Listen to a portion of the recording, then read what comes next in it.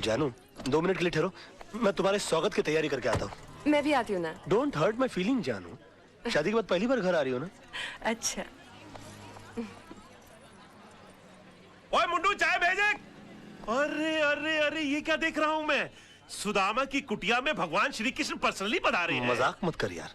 अरे मजाक तो आप कर रहे हैं। तेजपाल के दामाद, 3-3 बंगलों के मालिक मेरी कुटिया में क्यों? बंगलों में रेनोवेशन चल रहा है क्या? रेनोवेशन नहीं, रेवोल्यूशन चल रहा है। मेरी पत्नी है ना, खुददार टाइप की भोली भाली लड़की है। कहती है कि पत्नी की शादी के बाद जगह होती है उसके पति के घर में। अब पति बेघर है, उसको कैसे बताऊं मैं यार। अच्छा मतलब भाभी को भी साथ लेके आया है? हाँ वो नीचे गाड़ी में बैठी है ना, ऊपर तो क्या? आ नहीं सकती। गाड़ी में बैठी हुई है? अरे भाभी, भाभी मैं सीढ़ी से उतर के नीचे आ रहा हूँ।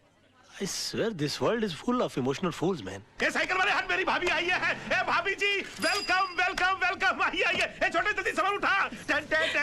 नमस्ते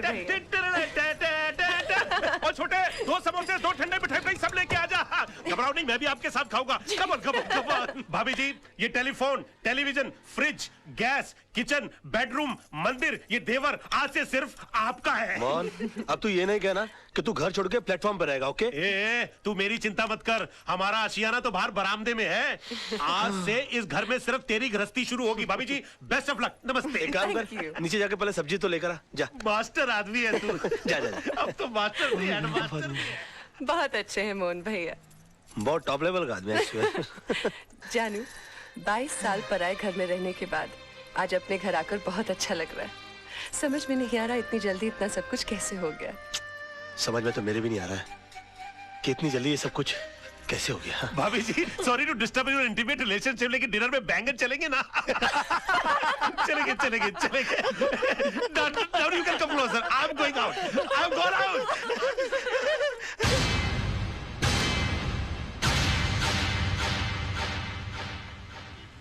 मिस्टर रजत, ये पूरा कोर्ट खाली का खाली क्यों पड़ा हुआ है? क्योंकि राज, कोई भी लॉयर कालरा के भाई का मर्डर केस लड़ना नहीं चाहता। कमाल है, क्रिमिनल लाल मर्डर केस लड़ना नहीं चाहता। वो क्यों? भाई मामूली आदमी थोड़ी है वो, इस शहर के सबसे बड़े अंडरवर्ल्ड डॉन का भाई है। दिन दहाड़े रास्ते पर एक आदमी को उसने चलाकर मार दिया। हाँ तो डॉन का भाई है तो उसके खिलाफ गवाही कौन देगा? है एक आदर्शवादी सोशल वर्कर पांगे। जब फाइनल हियरिंग का टाइम होगा तो उसको अस्पताल पहुंचा दिया जाएगा। नहीं राज, उसे पुलिस प्रोटेक्शन है। और फिर सब लॉयर्स ये जानते हैं कि पांगे अपनी जबान कभी नहीं बदलेगा। और अगर उसकी गवाही पर कालरा के भाई का वकील ये केस हार गया तो कालरा उस वकील को गोली मार देगा। और अगर जीत गया तो डूंगरी में ठस जाने का। ये भाई कौन है, कहाँ जा रहा है? जी वो कालरा साहब से काम क्या है? वो उनके भाई के केस के सिलसिले में बात करनी है उनसे। वकील लग रहा है भाई। ठीक है ठीक है। इस फाइल के अलावा और भी कोई फाइल है क्या? नहीं, इसका कॉपी चाहिए। कालरा भाई, वकील साहब मिलने वाले आपसे। Hello sir. कौन है तू? वो आपके भाई के मर्डर केस के सिलसिले में बात करनी थी आपसे। ओ, बात कर इसे। पहले कोई मर्डर केस लड़े हो? जी नहीं, मर्डर केस तो नहीं लड़ा, लेकिन काफी बड़े बड़े केस हैंडल किया, जैसे robbery case, half murder case. Murder case भी निकालूं भाई। क्या काला किसी को भी इधर भेज देता है? ए जावा यहाँ से, बहुत काम है। काला साहब बात तो सुनिए मेरी। मेरा दिमाग वैसे ही ऑफ आउट है। मैं तेरे अंदर 2 गोली डालेगा, पुलिस मेरे को पकड़ेगा, ये लोग मेरे लिए वकील ढूंढेगा भी। जा जा। देखिए काला साहब, एक सेकंड, सॉरी। वैसे भी आपके भाई का केस लड़ने के लिए कोई तैयार नहीं है। जब मैं अपनी जान का जोखिम लेने को तैयार हूँ तो आप क्यों भी चाट रहे हैं? यकीन मानिए जीत हमारी होगी। तेरे को good name Tara. Tara ji, please try to make him understand. ये भाई जिम्बाब्वे के साथ क्रिकेट मैच नहीं खेलने के, जीत अपनी होंगे। एक मिनट फिर ये पकड़ी। हाँ कोट छोड़िए। काला साहब, आपके भाई का केस लड़ने का मुझे एक मौका दीजिए, उसके तकदीर के सितारे पलट जाएंगे, मैं कह रहा हूं आपसे। एक मिनट काला साहब, इसे ये मौका दे दीजिए। राणा साहब आप? मेरी गारंटी पर। हाँ, मैं भाई के 2 नंबर के पैसे को मैं 1 नंबर के धंधे में कन्वर्ट करता हूँ। ओके, समझाइए सर इनको। Tell him, try to make him understand that I can do it. Thank you sir, thank you. Khurana साहब, आप देवदूत हो, आप फरिश्ते हो, you are angel and let me tell you you are great sir. मैंने पहले भी तुझे ये सब करने से मना किया था ना? किया था ना? तो फिर क्यों कर रहा? अब जाकर केस की तैयारी करो, वरना ये केस मैं वापस ले लूंगा। नो वे सर। कालरा साहब, I think you won the case, you have done it sir. Okay, Tara इसे केस की डिटेल्स। जी Tara ji, please come come come. Khurana, तुम्हें पता है ना कि तुमने क्या किया है? मैंने खुद अपनी आंखों से तेजपाल जैसे होशियार और अक्लमंद वकील को बेवकूफ बनाते देखा है। लड़का होशियार है, मौका नहीं मिला। अब ये केस तुम्हारे भाई के लिए नहीं, अपनी जान बचाने के लिए लड़ेगा। हाँ जानू। जान, कितनी देर लगा दी? पता है हम कितने परेशान हैं। क्यों? राज, तूने कालरा का केस लिया है? हाँ लिया है तो। और तेरे को पता भी है कितना खतरनाक आदमी है वो? जिंदगी में आगे बढ़ने के लिए कभी कभी जिंदगी को भी दांव पे लगाना पड़ता है, समझा? अपनी जान को दांव पे लगाने से पहले तुमने ये भी नहीं सोचा कि मेरा क्या होगा और हमारे होने वाले बच्चे का क्या होगा? जानू, ये सब मैं उसी के लिए तो कर रहा हूँ। तुम एक मिनट के लिए सोचो तो सही कि मुझसे शादी करके तुमको क्या हासिल हुआ? ये सड़ा हुआ छपरा, ये उजड़ी हुई बस्ती जिसे हम आशियाना कहते हैं, आनंद महल? नहीं, मैं नहीं चाहता हूँ कि मेरी होने वाली औलाद इस जगह पर अपनी आंखें खोले। और तुम देखना, ये केस तो मैं चुटकी बजा के जीत जाऊंगा। अच्छा, चुटकी बजाना जितना आसान काम है तो फिर ऐसा कर, ये केस है ना मुझे दे दे, जो कुछ भी होगा ना मुझे होगा। मिस्टर मोहन, जिंदगी में बड़ा आदमी बनने का सपना मैंने देखा है। उसे साकार करने के लिए जो कीमत चुकानी पड़ेगी वो भी मैं ही चुकाऊंगा।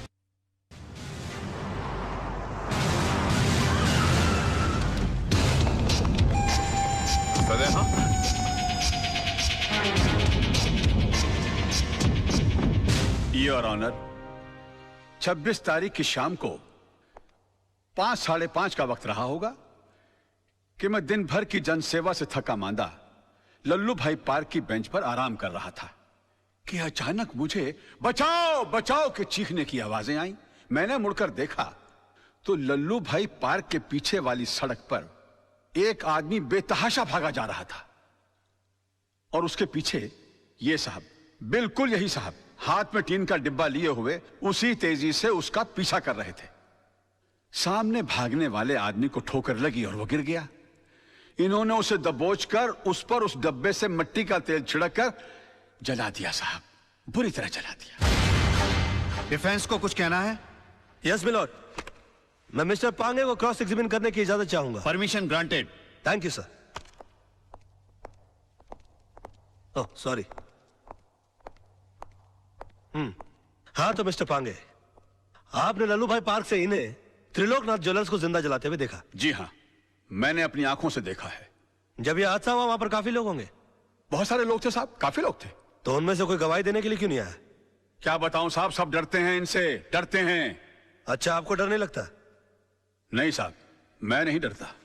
तो आप जैसे बता रहे हैं कि आप निर्भय और निडर आदमी हैं, ऐसे आदमी के सामने किसी को जिंदा जला दिया गया, आपने उसको बचाने की कोशिश क्यों नहीं की? कोशिश की थी वकील साहब, लेकिन जहां मैं खड़ा था वहां से पार्क का गेट कुछ फासले पे था। पहुंचते पहुंचते वक्त लग गया, तब तक वो चल चुका था। तो आपको गेट तक जाने की कोशिश करने की क्या जरूरत थी? आप दीवार फांद कर जा सकते थे और उसको बचा सकते थे। वकील साहब, शायद आपको ये नहीं मालूम कि पार्क की दीवार 3-4 फुट ऊंची है। मेरी उम्र का तकाजा है और कुछ अरसे से मेरे पांव में तकलीफ भी है। मैं वो दीवार... झूठ बोलते हैं आप। आपकी नीयत मिली था उनकी जान बचाना, वरना 3-4 फीट की दीवार कूदना कौन सी बड़ी बात है? मैं झूठ नहीं बोल रहा हूं वकील साहब, मैं दीवार कूद ही नहीं सकता। आप दीवार कूद नहीं सके मिस्टर पांगे, या आपने एक लंबी छलांग लगाने की कोशिश की है? कालरा के कंधों के ऊपर पैर रखकर आपने अपना पॉलिटिकल उल्लू सीधा करने की कोशिश की है? Objection milord. Let me complete sir. इसलिए आपने इस केस के थ्रू मैक्सिमम माइलेज हासिल करने की कोशिश की? ये क्या अखबारों के अंदर फ्रंट पेज पर आपके इंटरव्यूज आते हैं? क्या आप मिस्टर कालरा को खत्म कर देंगे? प्रेस और मीडिया में चिक चिक कर आपने इनके खिलाफ एक अजीब सा माहौल रचा दिया है।